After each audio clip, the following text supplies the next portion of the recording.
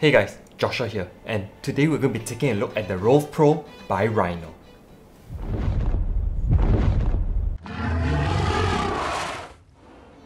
I just received this beautiful slider from Rhino a few days back and it's just gorgeous.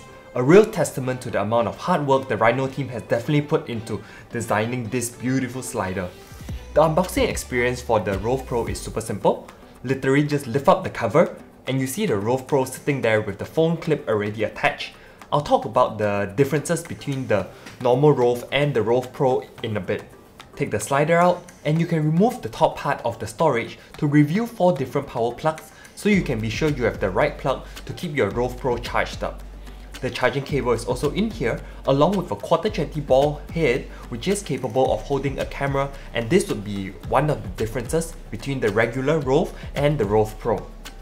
Basically, the two are exactly the same in terms of design, battery life and everything else except for the fact that the ROV Pro is DSLR time-lapse capable and has a premium gunmetal finish, as I showed you the extra ball head that is in the package.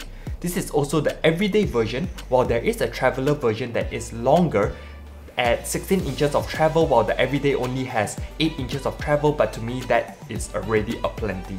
Looking at the design, it looks very simple with a unibody rail. The motor and battery are built into the sides with the power button located on the top with 5 small LED dots that let you know the battery life when the ROV is powered on and when you're charging it. The power charging port and camera cable connection port is just on the side below the power button. I do wish they included some form of cover or seal here though, just to ensure no dust gets in when out shooting in harsher conditions.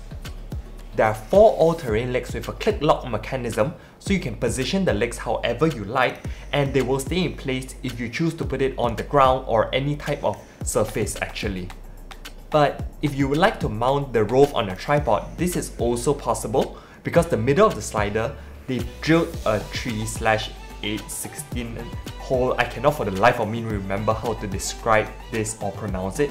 Anyways, there's also a 1/4 mount there, so you can easily screw this onto a tripod.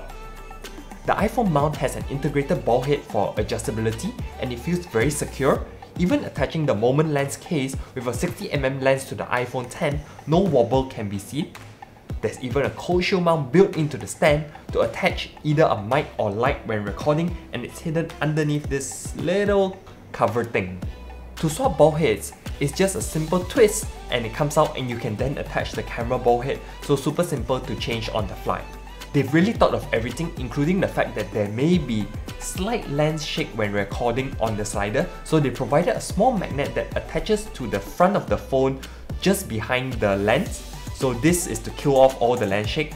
The attention to minor details like this just leaves me really astounded. As for portability, it's actually super light. The ROV only weighs in at 0.9 kilograms and it can carry a camera body lens combo of up to 2.2 kilograms, so definitely very portable and powerful. And I haven't mentioned this, but on a full charge, the ROV can function for up to 24 hours, which is just insane. And another crazy insane thing about this slider is you can even mount it at an angle, and the motors are powerful enough to slide upwards, and the motors are also actually very quiet. Even my air conditioning is louder than this. Moving on to connectivity and controls. Rhino have their own app, the ROV Motion, for all your different shooting modes, so like time-lapse, slow-mo, night-lapse, with hands-on adjustments of exposure, shutter speed and everything else that you will need to get a good video. It's super simple and intuitive, so I won't go into much detail because you just turn it on, and even if you've never used a slider app before, you'll definitely be able to get the hang of it.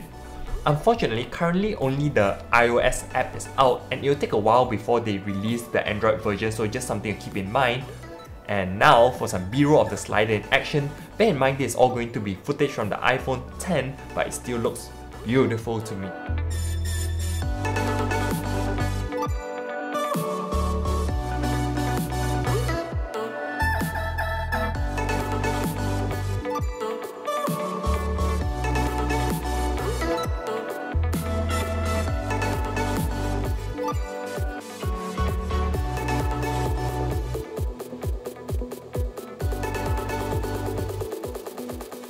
I picked up the ROV Pro from Kickstarter at $299 USD, but pricing for my model, the ROV Pro Everyday model, has already gone up to $400 USD because that was the Kickstarter price.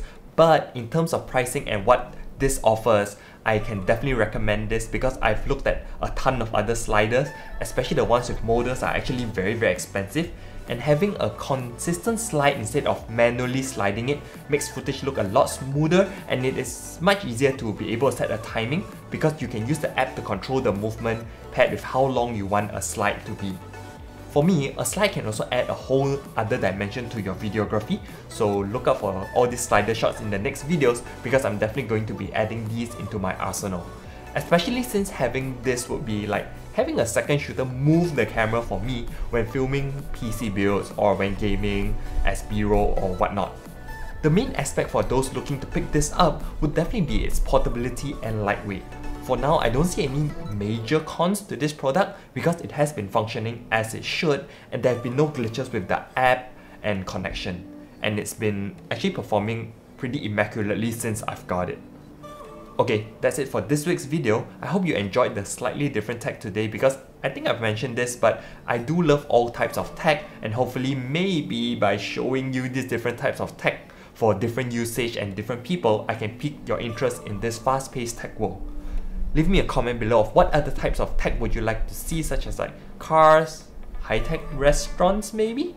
Let me know and I'll definitely try to check them out. Like and subscribe for more tech content, and I'll see you guys in the next one. Bye!